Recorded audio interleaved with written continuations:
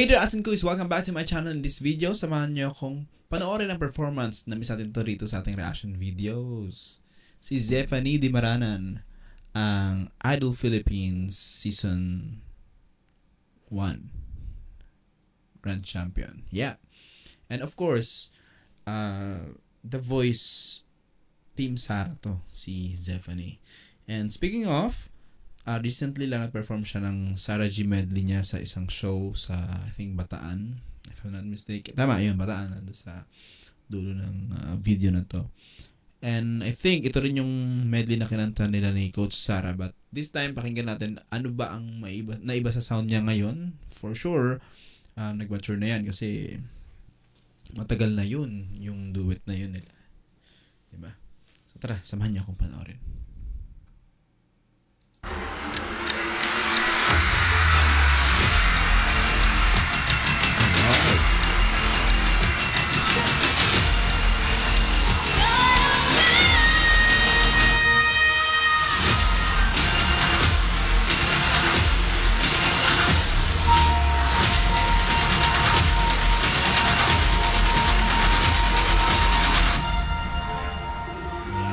Ganda ng intro.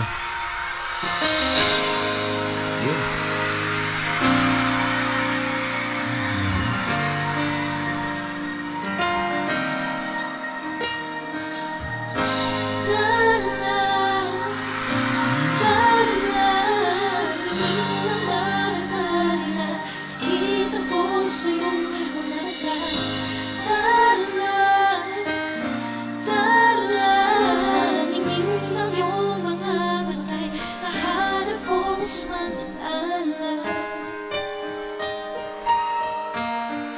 Magandang gabi, Bataan! Oh, ads. Nasty. Siguro nga masyadong mabilis ang pag-inig ng puso ko para sa puso mo. Siguro nga ako ay makulit, ay makinig sa takbo ng isip. Hindi ko maipilit, di ako'y nakalutang na sa langit, ngunit nalulunod sa iyong mga ngiti. At kung hanggang dito lang tayo, hindi mababayaan ang daang pinagkakapiling ka kung umabot tayo hanggang dulo. Kapit ng maipin, aabutin natin ang magdala.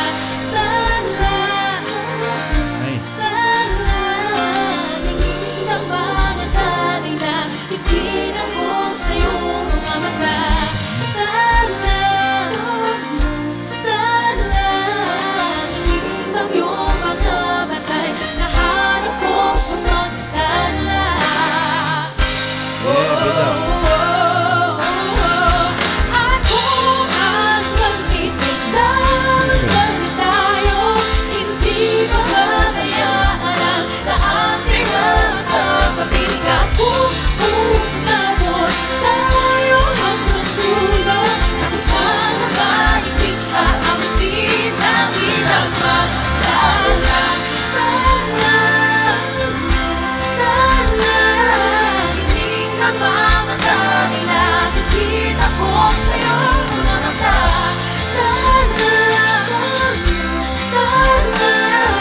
Hinging ng iyong mga matay, nahanap ko sa magdala. Let's go! Kilubek kung layo. Kilubek kung layo. Naman kung magwanag, pipilitan mo akin. Habang iyong bumabalik, ang pag-ibig lumalalim. Pinataas sa talang layo, di ka na matanaw. Bago mahaba ilan, ang ikang sinisig. Sinabi ko ba?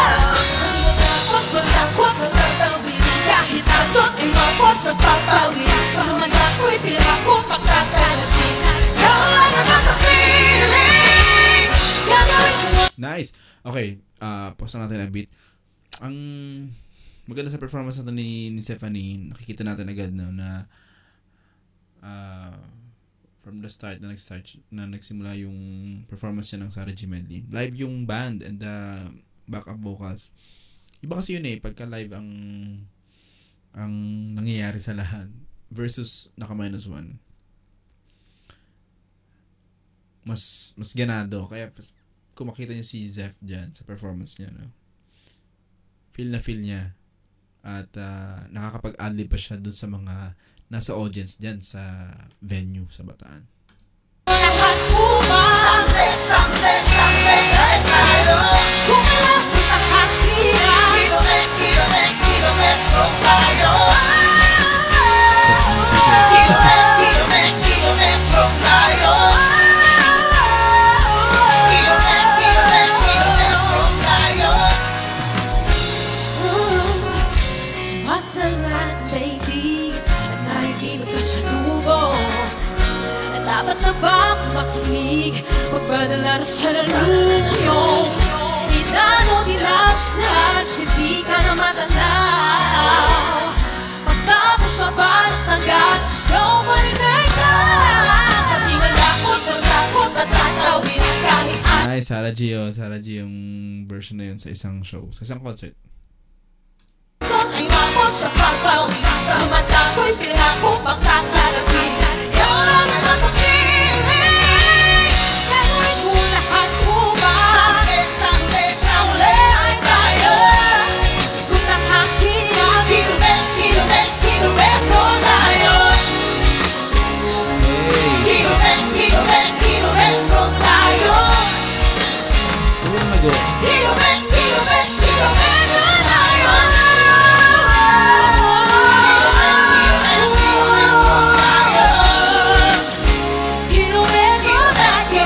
Kilometro tayo.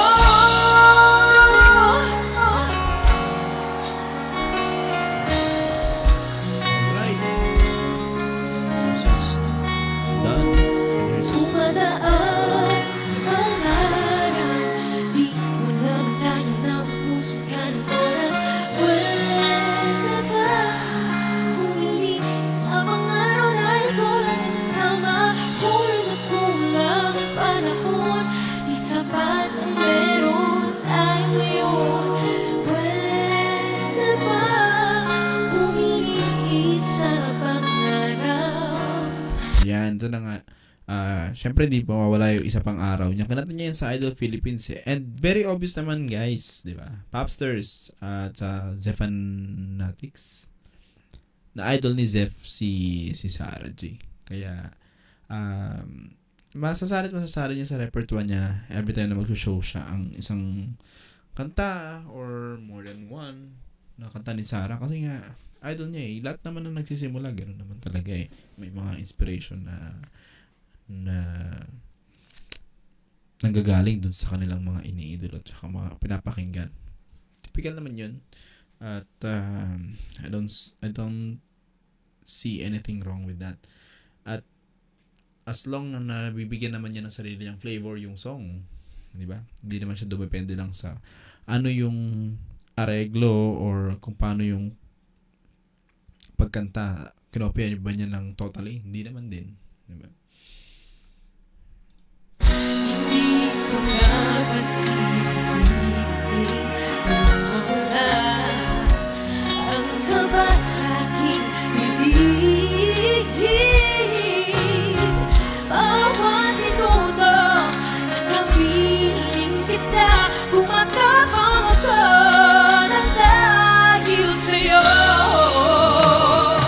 Dumadaan ang araw. Si Ate Mika, yung katabi niya, kumakanta pa naman yung katabi niya. Dahil sa'yo, dumadaan ang araw. Viewers si Ate, shout out to you. Kitang-kita ka, tinuturo ka rin ng friend mo, nakita kayo sa camera. Tao? Pwede ba muling isang pang-araw? Di mo na malaya na ang puso na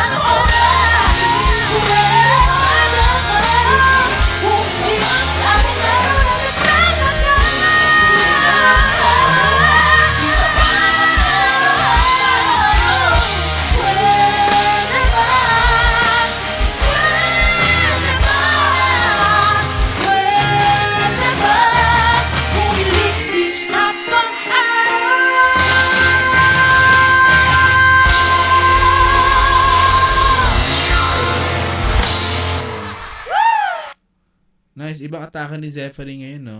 Dito sa isa pang araw niya. Kasi pakinggan natin na doon sa bridge. Ito.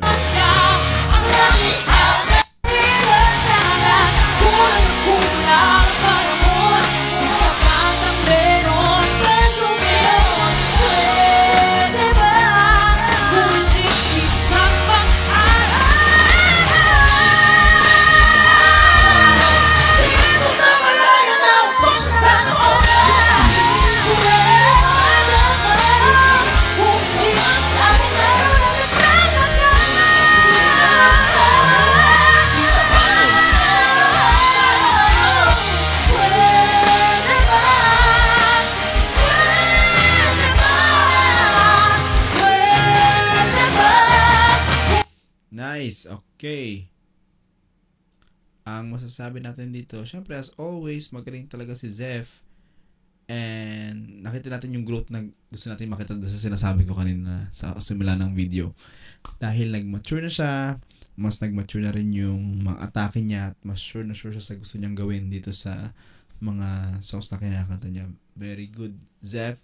And sana mas kuminang pa, mas lumiwanag pa ang yung between as you go dito sa music career mo sa Philippine show business. Alright.